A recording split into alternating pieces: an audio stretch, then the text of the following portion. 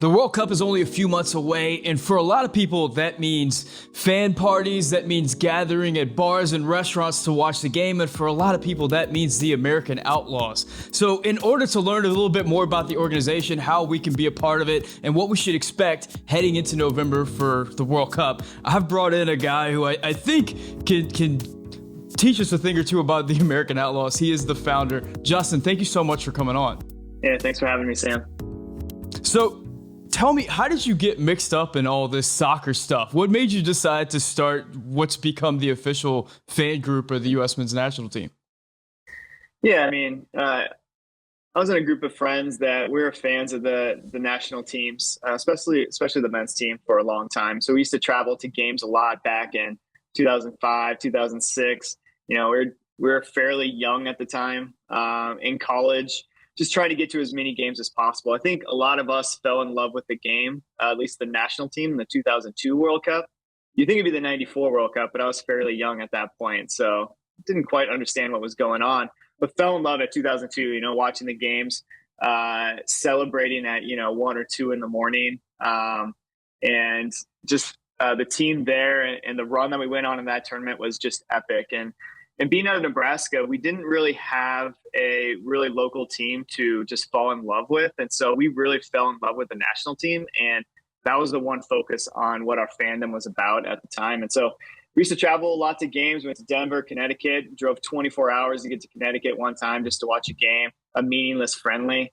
And we knew people in Lincoln, Nebraska that we were hanging out with. But when we went to games, both here domestically and then the World Cup in Germany, we just didn't see any communication or any place to meet up with other fans. And so being from Lincoln, Nebraska, we knew there were fans elsewhere around the country, obviously at the games. We just didn't know where to meet up with them. There's no organization, there's no communication. There was some fan groups ahead of that, but they kind of only communicated, did things at the big games. And so we really were kind of disappointed at the time and had a lot of ideas of how we could make our fandom better by really bringing all these other fans around the country and locally together. And we dealt with our own struggles in Lincoln, Nebraska with finding a bar that would just show the game, right?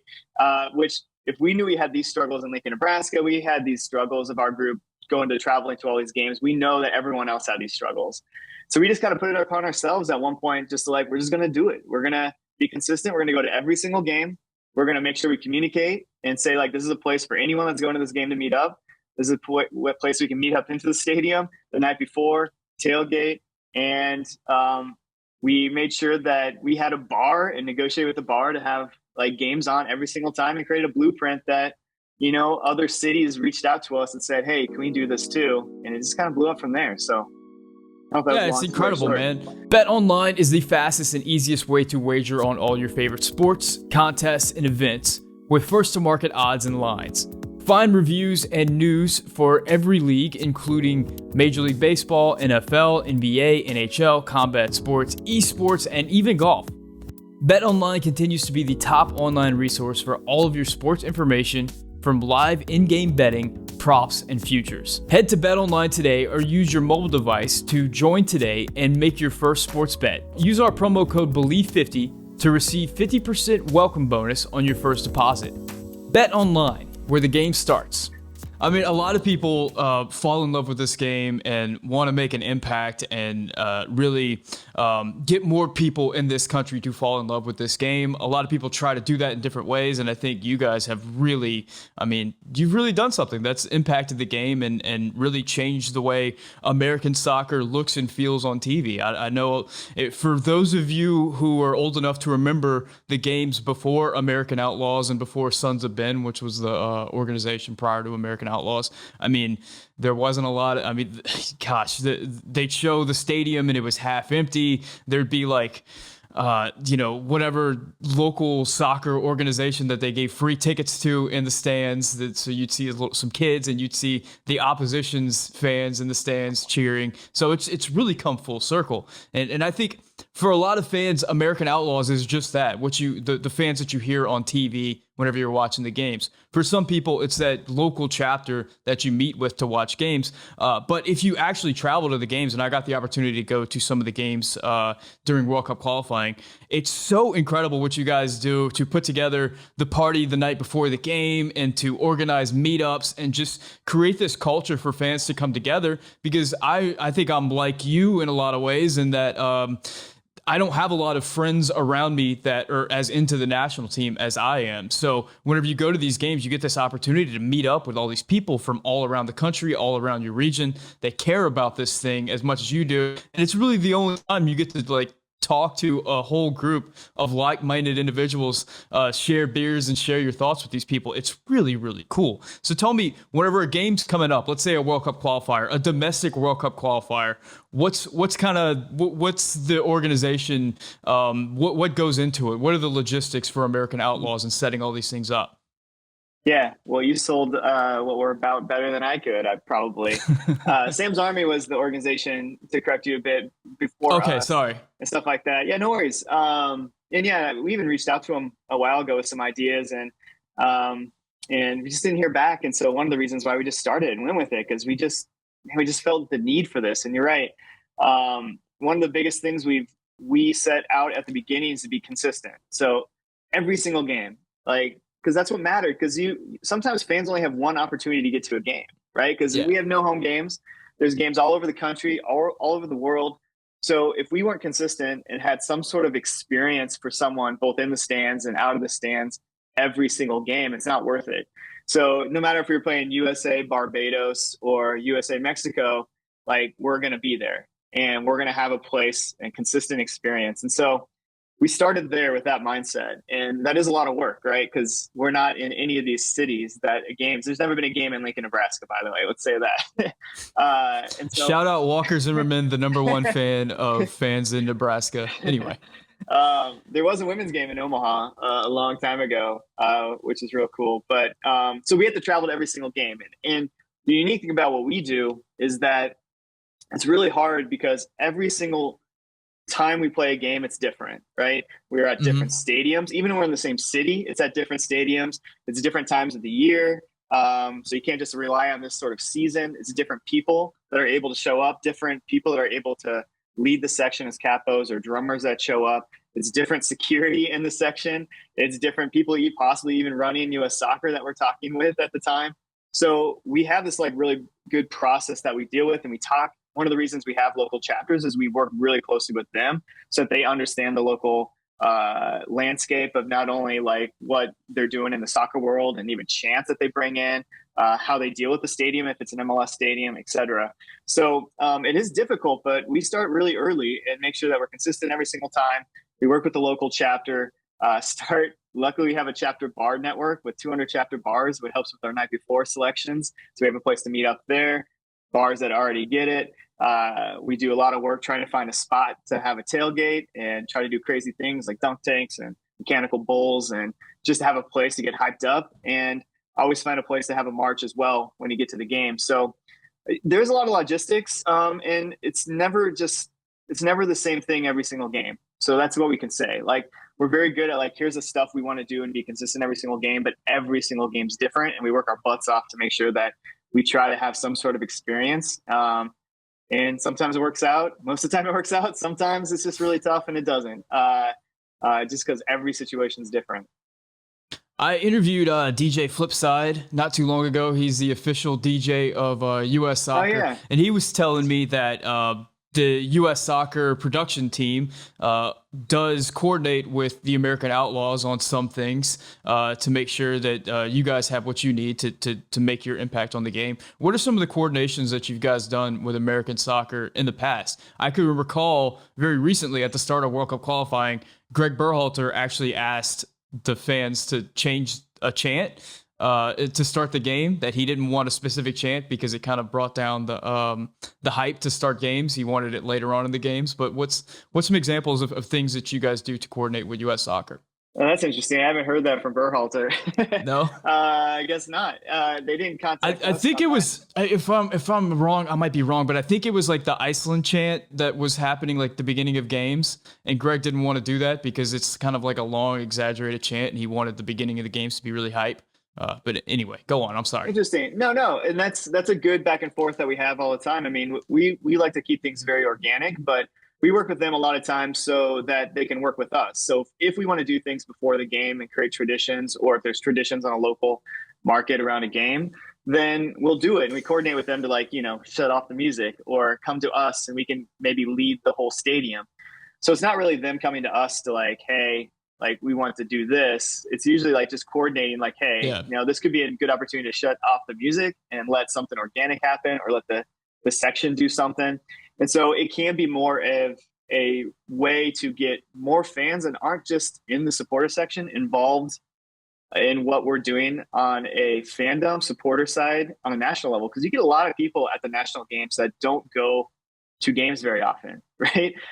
There's especially some games that are non-MLS cities that they don't get to. They're not season ticket holders in MLS. They don't get to supporters very often. So this could be their one or few opportunities that they actually get to experience it in person. And we want to make sure that they have a chance to experience that. So when we work with them, yeah, it's just kind of coordinating a back and forth of what their production is and what we want to do in a section as well too, not only before the game and during. So I know you. There's a lot of criticism out there about like specific chants that American Outlaws does, and wanting to incorporate other things, and everybody has an opinion. But it is a difficult task, like you said, to bring these people together, people who may be attending their first soccer game ever, and to get them up to speed on what the chants are, when something happens, as opposed to whenever the other things happen. What are some of the struggles that you guys face game to game? yeah. Yeah, we get that a lot. We hear that a lot.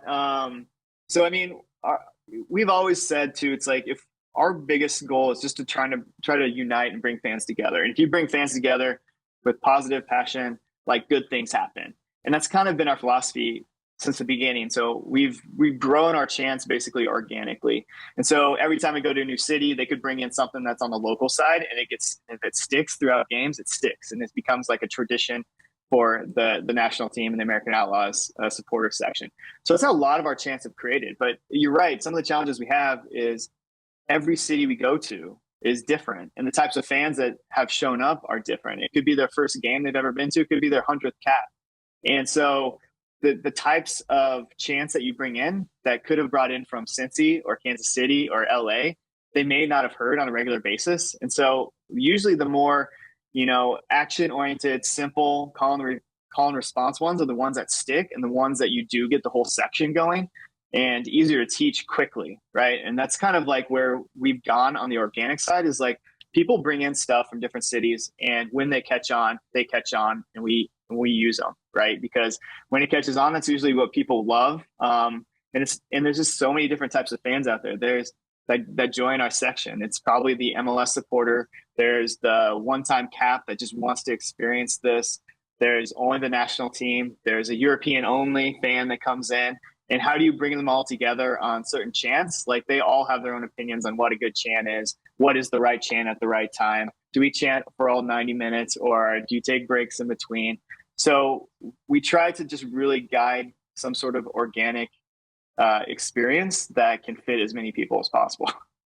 And I think you guys do a good job, man. I remember the first game that I went to, that I went to the American Outlaws party before, was the Jamaica qualifier in Austin in October. And I went with a friend of mine who's not really a big soccer fan, and we got to experience the walk to the game. And it was a little bit longer walk than usual. And I mean, we were chanting the whole time. My buddy, who has never experienced any of this, was able to catch on pretty quick. And it was an electric experience, man. I mean, it's the coolest way to walk to a game with thousands of people all dressed in red, white, and blue. Some of them looking like Revolutionary War soldiers or whatever else. Some Yeah. dress like giant eagles, whatever else. It's just an electric experience. What are some of the experiences whenever you look back on some of the games that you've been to, or even some of the games that you're not been to, but just moments that you were proud to have been a part of this organization, as you reflect back on some of the things that the American Outlaws have achieved throughout the years? Yeah, I'm glad you started the march to the stadium, because that's usually where a lot of my sort of like mind blown, eyes open, and get a little teary eyed of what has been created by, not just us, but our chapters, our 200 chapters and volunteers there that help us. One is in France for the women's World Cup there. I remember we went there, we were playing France, and we were holding these events. And I remember, I actually went to the head of the police department, had to get a translator and figure out how to get a march route. And we are going to meet the French fans in the street. And they're like, whoa, we don't have opposing fans meet in the street in France. And we had to explain to them, like, I promise you, this is going to be good. Like, it's a positive atmosphere. It's a great atmosphere, especially around the Women's World Cup. And they let it go. And I remember seeing the streets of Paris, away game in Europe, even if it's a World Cup, of thousands of people where we couldn't even see the front of the march. And I was in the back trying to just make sure everything was going okay.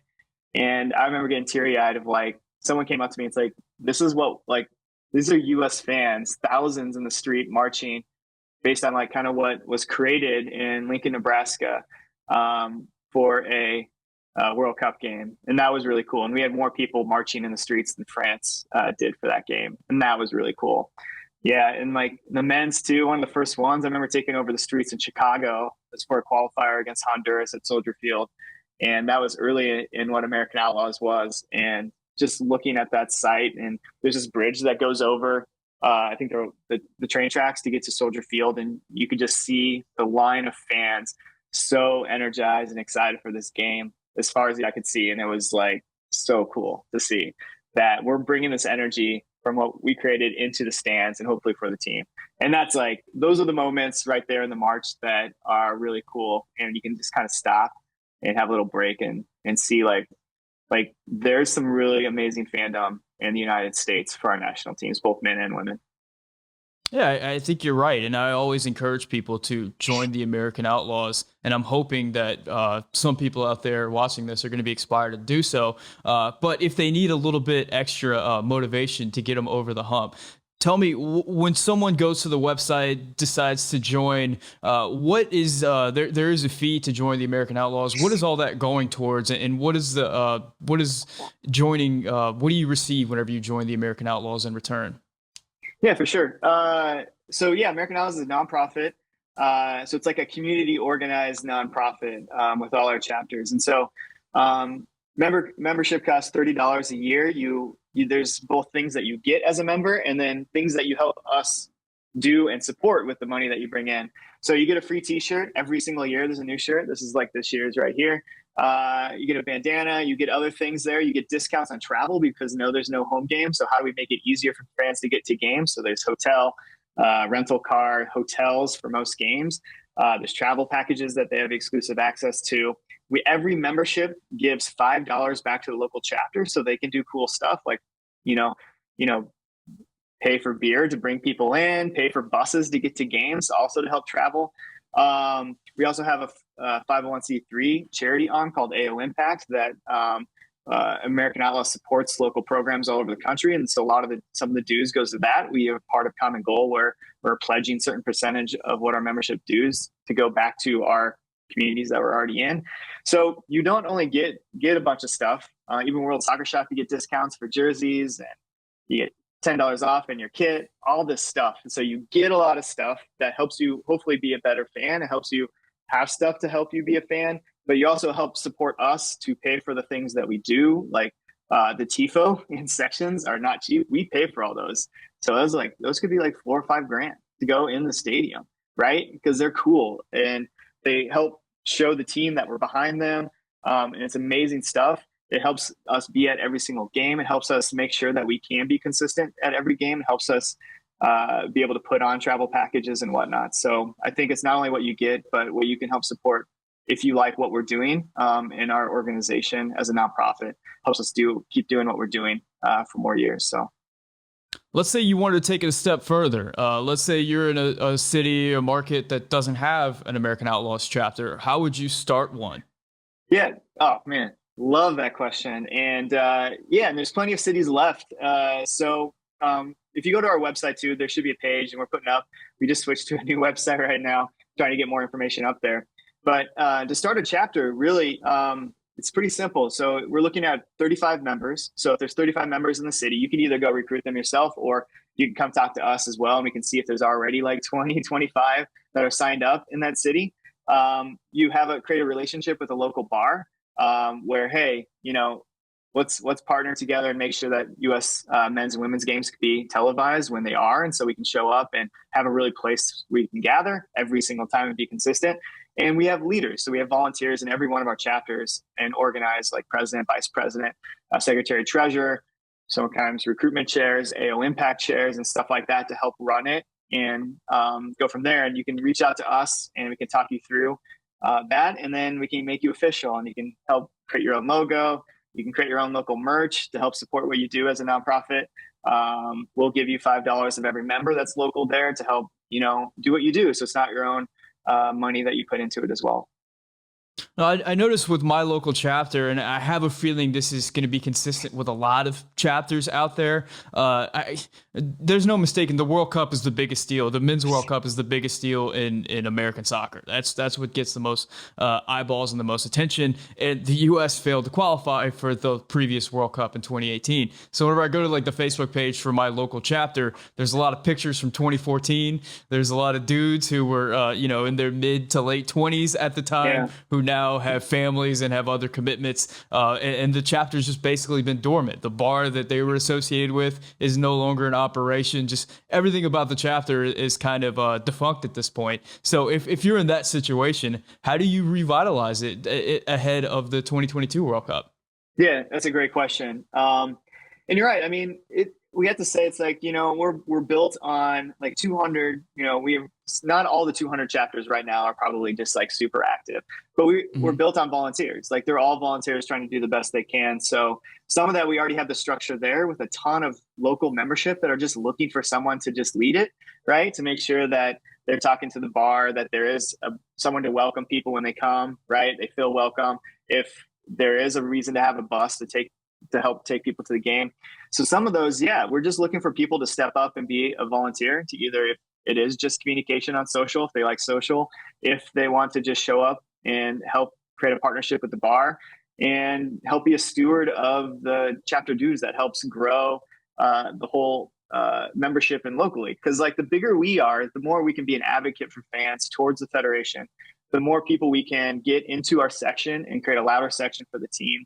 So I think there's a benefit to be a volunteer, not only to help build what a soccer culture is in your town or city, but help grow what U.S. soccer fan base is, that we can just do better things. So if you are an advocate of want to make change in just the soccer culture, make change at the federation, like we can be an advocate for that too. And so we listen to a lot of our chapters. We have a chapter advisory council, and some of the stuff comes to us. We've done interviews with Berhalter and people at the federation about hard questions. We've had meetings with them based on what we've heard from chapters. So this could be an opportunity to be a volunteer, to build what a soccer community is, build what the section is. If you think the section's not big enough in the stadium, you can help create new chants. If you don't like the new chants, become a chapter leader in your local community and help have a voice. And we try to give voice to our leaders as much as possible. So I'd say that we're just looking for people to really step up as volunteers to make a difference, really. I love that. If you want to affect change, go out there and do something. It's not enough just to send out a mean tweet on Twitter and expect like the world to change around you. Get out there, put your money where your mouth is, and try to actually help and contribute. What if you want to go full on? What if you fall in love with this U.S. soccer thing and you're like, I want to be one of those guys that's banging the drum. I want to be one of those guys that's leading the chants. I want to be a big part of the American Outlaws organization. I want to travel the world with the national team. How would you go about doing that? Yeah, I mean, you don't have to do it with us, but we're a hell of a party and a hell of a fun community, and we give a lot of good access and access to not only local community with chapters, but in the stadium as well too. So become a member. You can go to theamericanoutlaws.com. That helps support us. That way, you at least get the information about where you can get tickets. But we have a capo and drummer mentor program as well too. That if you get involved in our chapters, like you can show up and we can, if you're just interested in becoming that and leading a section, like reach out to us there through the chapter. We have access and promote tickets in our supporter section every single game. We do events every single game. So just show up. And if you're not sure yet, if you want to be a member, just show up and experience it. Reach out to your local chapter, come to one of our events, meet the community, and experience it in the section if you want.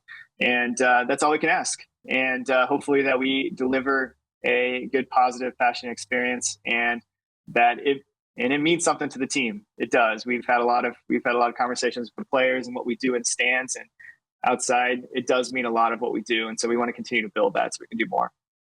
It has to. I mean, it absolutely has to. I know that we constantly compare the United States against other national teams and other fan bases, but I mean, the atmosphere and all the home qualifiers was absolutely electric. And even some of the away qualifiers, you could hear the chants, you could hear the support, and that's just not something that was true of the national team, 15 years ago. And it's really exciting for me that there's a whole group of fans that are going to be experiencing the national team for the first time in 2022, or maybe experienced it for the first time in World Cup qualifying and got to see this version of American soccer. They never had to see that other version where it was, disappointing seeing, a football stadium, a massive football stadium where half the bleachers were empty and it just didn't feel right. So it's really cool that people get to come along at this point in the journey and really get to experience it. So we've talked about what you guys do on game day. We've talked about the parties and the events and the things that you guys do for people on site going to these games. We've talked about the chapters and what you can do in your own community. Are there other things that American Outlaws are doing to affect change in the country and in American soccer? Yeah, I mean, we're just trying to grow. So we're trying to create a foundation to grow. So both on the local chapter level and in the stands. And I think that comes down to really people getting involved and want to be there and want to be in that section. Because again, I talked about our section is we want to make it organic. So there's a lot of people complain sometimes about, what is the section there? It's like, come in, like, give us that chant. Let's teach it to the section. Let's do this. Let's do all this together and have people get involved. And so I think that's really what it takes, both on the chapter level in the stadium and be a part of it. And we're all for that. I want people, like you said, to have my 2002 World Cup story, right? Where you can take what American Outlaws is to the next level. I've been doing this for 15 years and it's not going to be doing this forever. I want people to take this and take something like this, what this fandom is, to the next level as well too. I think we started off calling ourselves the next generation of U.S. soccer fans. Well, I want the next generation of U.S. soccer fans to understand what that is and build it. Like, we've been wanting to get younger people involved in chapter leadership, younger people involved in the section.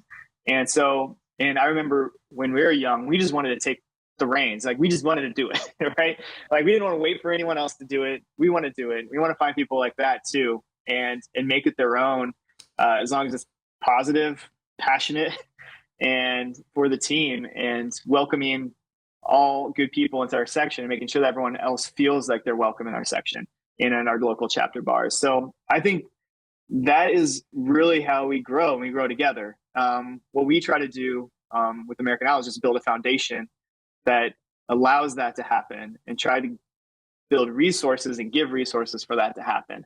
That's what we're trying to do, and just keep that going and try to evolve that as much as possible. Well, I think you guys have done an incredible job. I mean, starting with a couple of fans in Nebraska, you've really changed the way that American soccer looks and feels and sounds.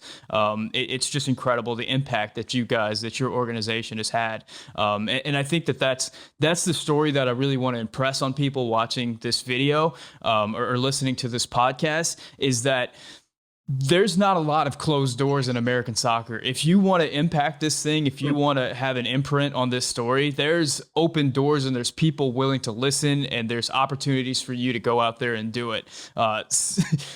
being just sending snotty comments in the comment section or just kind of being mean on Twitter is not the way that you impact change. If you want to go out there and actually do something that's gonna really change things, you have the resources, the opportunity is there, not just with American Outlaws, but you can start your own podcast or your own YouTube channel. There's plenty of room there in this space for you to get your voice out there. And there's a whole lot more opportunity. I mean, this thing is just growing. We're nowhere near hitting maturity in American soccer. There's so much opportunity for so many people to get involved, to grow this thing, not just the game in this country, but the fan experience in this country. Justin, I want to thank you so much for coming on. Can you tell me how people can get a hold of you? Yeah, I'm not important, but you can get a hold of American Outlaws at theamericanoutlaws.com. We're on most of the social channels at American Outlaws. You can search for us there too.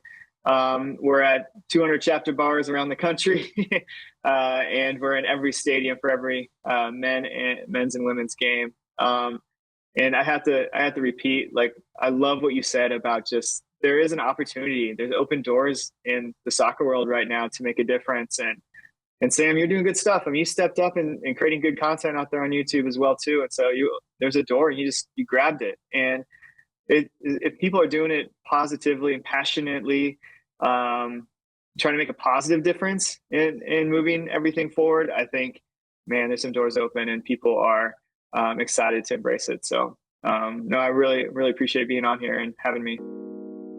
Guys, I hope a lot of you are clicking out of this video and going to the American Outlaws and joining up. I mean, they could use your support. They could use you at the bars. They could use you at the games, and they could certainly use your resources to continue to impact change in this community. Guys, thank you so much for watching. For Justin, my name is Sam, and this is the Yank Report brought to you by Bet Online.